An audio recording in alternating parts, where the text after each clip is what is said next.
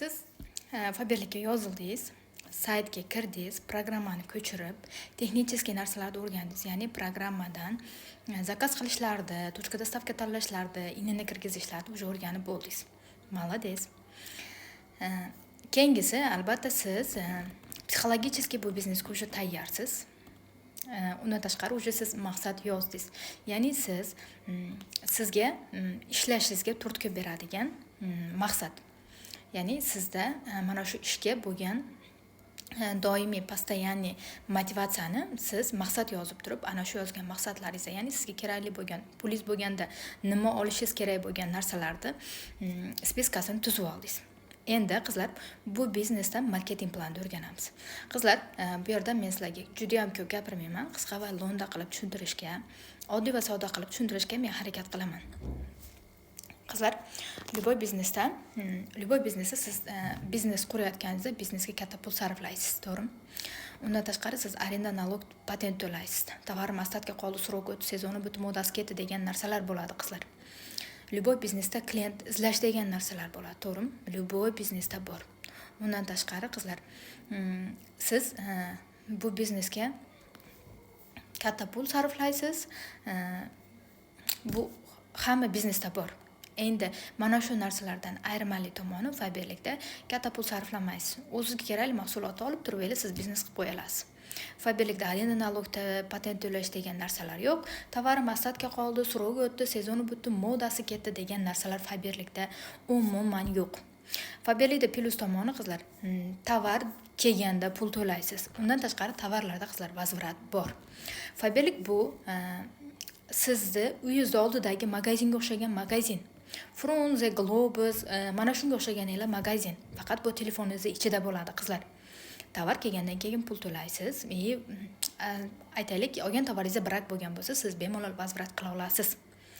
Endi qizlar, yuqorida aytganimdek, любой biznesda qizlar, любой joyda klient izlash bor. Faqatgina bu Faberlikda emas, qizlar.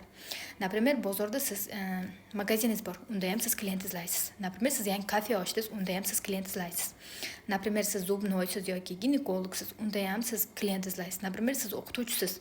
Siz o'zingiz uslugangizdan foydalanadigan klient izlaysiz. Например, oddiygina siz ko'kat sotasiz, unda ham klient izlaysiz.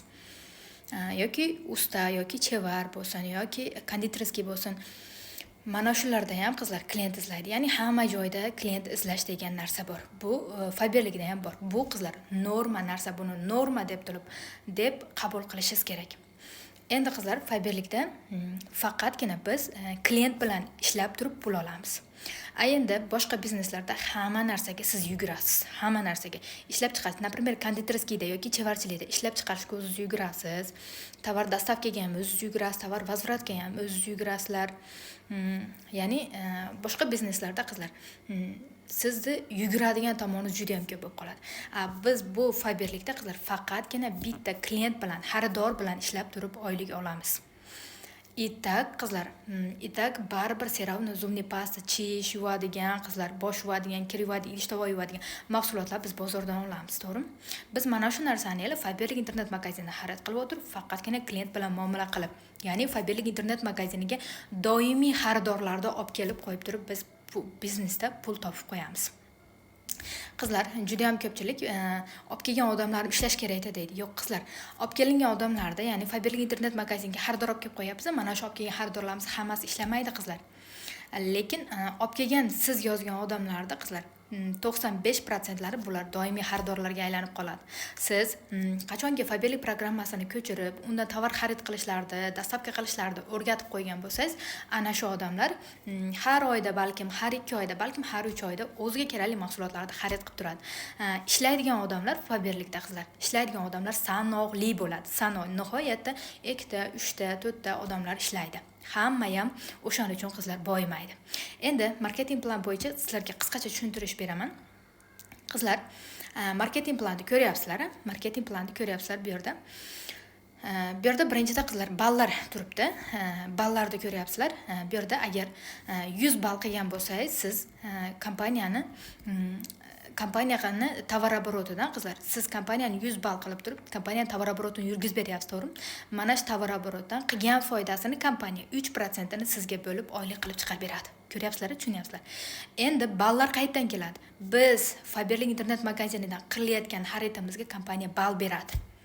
Kompaniya ball beradi. Ana shu ballar 100 ball bo'lgan bo'lsa, qizlar 100 ball bo'lgan bo'lsa, o'sha sizga kompaniya 3% foydasini bo'lishadi.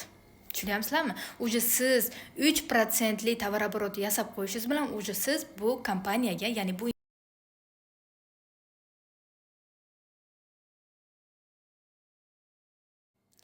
ya'ni siz bu internet magazinga qizlar o'sha biznes partneriga aylandingiz, ya'ni biznes sherikka aylandingiz. Siz bu yerda 200 ball qildingiz. 200 ball qildingiz yoki aytaylik, mana 600 ball qildingiz deylik.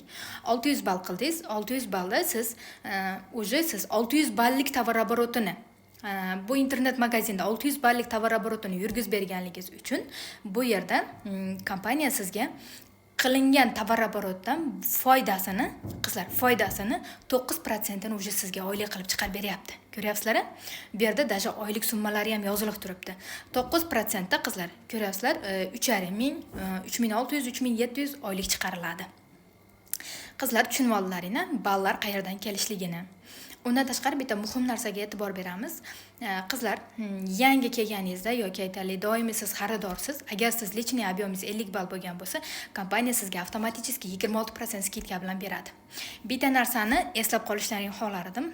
Bu internet magazinga yangi kelgan odam ham bu yerda, ya'ni bugun kelib yozilgan odam o'sha ertaga daromadga chiqa oladi. Nima uchun deb o'ylaysiz? Chunki tovarlar bu yerda 20% skidka bilan, ya'ni yangi registratsiya bo'lgan har bir odamga kompaniya 20% skidka beradi. Ya'ni siz srazi kelib bela mahsulotga zakaz olib turib, o'sha siz o'zingizning foydangizni chiqarib olsangiz bo'ladi.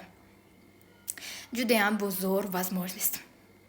Tushundilaringmi? Bu yerda qizlar, siz 15%, o'sha 15% ko'ryapsizlar, 1,5 ball to'plab turib, o'sha siz 15% lik kompaniyani tovaroborotdan foydalan olsangiz bo'ladi.